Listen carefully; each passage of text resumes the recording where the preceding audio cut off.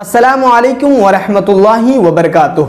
मोहतरम नाज़रीन किराम, मुझे उम्मीद है कि आप सब खैरियत से होंगे। रब तबारक व तआला की बारगाह में दुआ है कि मौला हम सबको तमाम ज़मीनी आसमानी बलाओं से वबाओं से महफूज़ व मामून फरमाए।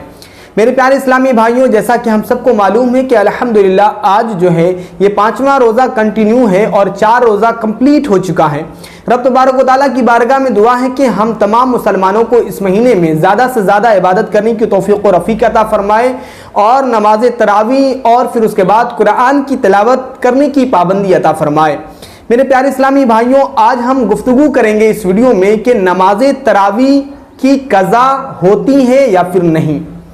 और सबसे इम्पोर्टेंट सवाल जो है कि तरावी की दुआ अगर हमारे किसी इस्लामी भाई को याद है तो तरावी होगी या फिर नहीं, और अगर तरावी की दुआ याद ना हो तो उसकी जगह क्या पढ़ा जाए।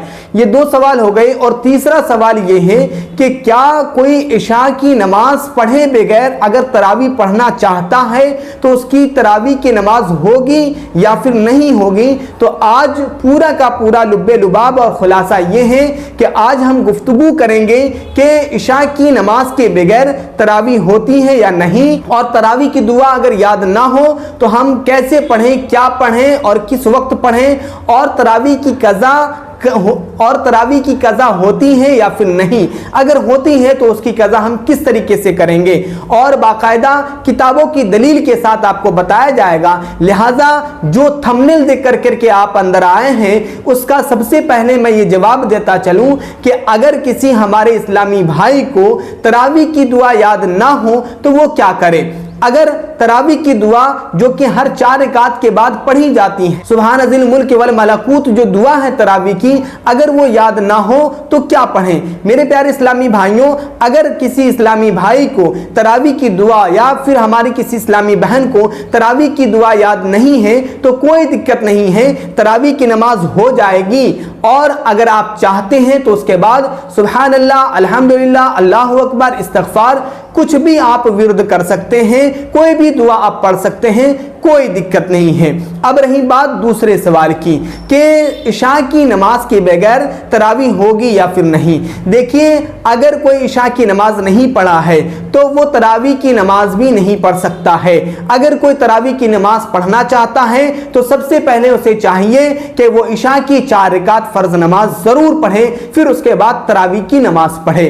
अब तीसरा सवाल ये है कि अगर किसी की तरावी की नमाज छूट गई तो कज़ा होती है या फिर नहीं। देखिए, तरावी की कज़ा नहीं होती है। इसलिए नहीं होती है कि तरावी जो है ये सुन्नत है और सुन्नत की कज़ा नहीं है बल्कि फर्ज की कज़ा है। यही वजह है कि तरावी की कज़ा नहीं है। हाँ, अगर हमारे किसी इस्लामी भाई की तरावी की नमाज छूट गई और वो तरावी की नमाज कंप्लीट होने के बाद वो मस्जिद में इंटर हुआ या फिर उसके बाद वो जो है वो अपने कामों से फारिग हुआ, अब अगर वो तरावी की नमाज पढ़ना चाहता है तो उसी रात में वो तरावी की नमाज पढ़ सकता है। लेकिन अगर वो चाहे कि आज नहीं कल जो है उस तरावी की नमाज को अदा करें तो वो बिल्कुल अदा नहीं कर सकता। इसलिए अगर वो अदा करेगा तो वो सारी की सारी रकातें जो है वो नफल हो जाएगी, वो तरावी नहीं होगी।